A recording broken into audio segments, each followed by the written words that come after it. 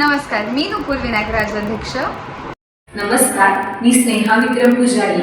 मी इयत्ता 12वी मध्ये श्रीमती मधुबाई गरवाली कन्या महाविद्यालय येथील विद्यार्थिनी. आमचा हा प्रकल्प प्लास्टिकच्या अतिरिक्त वापरावरती नियंत्रण करण्यासाठी मानसशास्त्राचा कोणत्या पद्धतीने उपयोग होऊ शकतो यावरती आधारित आहे. चला तर मग आपण या संदर्भात काही सखोल माहिती जाणून घेऊया. हा प्रकल्प स्टार या ऍक्टिव्हिटीवरती बेस्ड आहे. स्टार म्हणजे काय? स्टार मधील प्रत्येक लेटर्सचा काहीतरी एक अर्थ आहे. S stands for situation, T stands for task, A stands for analysis आणि R stands for result. आता S म्हणजे काय हो? S म्हणजे सोल्युशन. तर प्लास्टिकवर नियंत्रण करण्याचं सोल्युशन काय आपण पाहणार आहोत. आताच्या औद्योगिकीकरणाच्या क्षेत्रामध्ये लोक मोठ्या प्रमाणात प्लास्टिकचा उपयोग करत आहेत. त्यामुळे निसर्गाचा ऱ्हास होत आहे, निसर्गाचे प्रदूषण वाढले आहे. मानव प्लास्टिक वापरून प्लास्टिक इतरत्र कुठेही फेकून देत आहे. असे न करता प्लास्टिकवर आपल्याला नियंत्रण आणायला हवे. प्लास्टिकचा पुनर्वापर करायला हवा. यानंतर येतो तो T stands for task. वरील समस्या दूर करणे हे खरंच खूप मोठे शिवधनुष्य उचलण्यासारखी गोष्ट आहे. पण आम्ही यावरती एक उपाय शोधून काढला. आपणा सर्वांनाच माहिती आहे की माणसाला एखाद्या वस्तूच्या बदल्यात दुसरी वस्तू दिली तर तो आनंदाने ती स्वीकारतो. या वृत्तीचा अभ्यास करून आम्ही मानसशास्त्र विषयातील रिवॉर्ड्स अँड पनिशमेंट या संकल्पनेचा अभ्यास केला. यामध्ये काही घटकांचा समावेश होतो.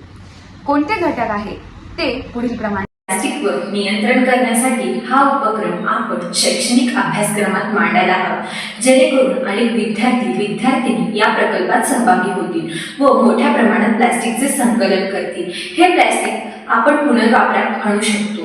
तसेच हा प्रकल्प आपण अनेक गावांमध्ये, महाविद्यालयांमध्ये, कॉलेजेसमध्ये लाभवायला हवा, जेणेकरून मोठ्या प्रमाणात विद्यार्थी यात सहभागी होतील व प्लास्टिकचे संकलन करतील. यामुळे काय होते? पर्यावरणातील प्लास्टिक संतुलित राहते व आपल्याला पर्यावरणाचे रक्षण करता येते.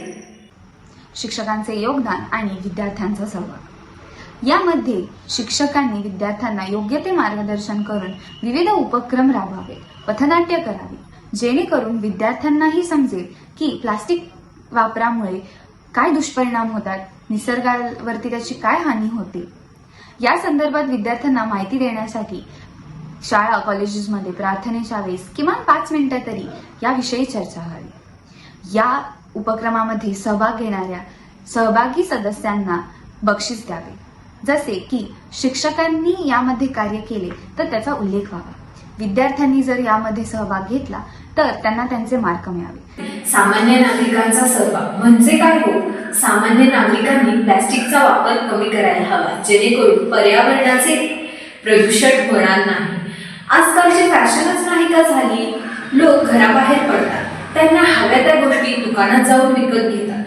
विक्रेता कोणताही विचार न करता त्या गोष्टी त्यांना प्लास्टिकच्या पिशवीतून देतो व ग्राहकही प्लास्टिकच्या गांभीर्याचा विचार न करता त्या पिशवीतून घरी घेऊन येतो.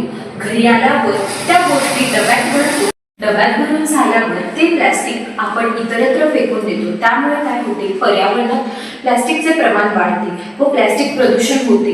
असे न करता सामान्य नागरिकांनी कापडी व कागदी पिशव्यांचा मोठ्या प्रमाणात वापर करावा, जेणेकरून प्लास्टिकवर आपल्याला नियंत्रण आणता येईल. प्लास्टिक हा विषारी घटक असल्यामुळे सामान्य नागरिकांनी याचा गांभीर्याने विचार केला पाहिजे. A stands for analysis. वरील सर्व घटकांवरती अनालिसिस केला तर आपल्याला खूप चांगल्या प्रकारचा निष्कर्ष मिळेल. R stands for result.